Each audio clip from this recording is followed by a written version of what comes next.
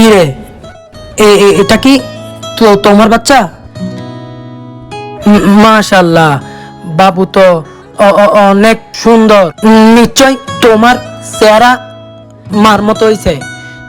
বাপের চেহারা তো পুরা গাঞ্জাটির মতো। তোমাকে একটা কথা বলি, বড় হয়ে তোমার মার মতো মেয়েদের থেকে দূরে থাকবা। তোমার আম্মু আমার সাথে 3 বছর প্রেম করছে।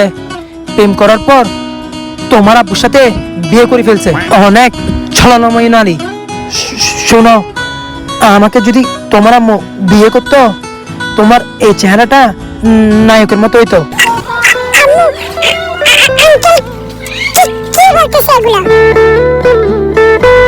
কি রে, এটা কার বাচ্চা? तू समझा?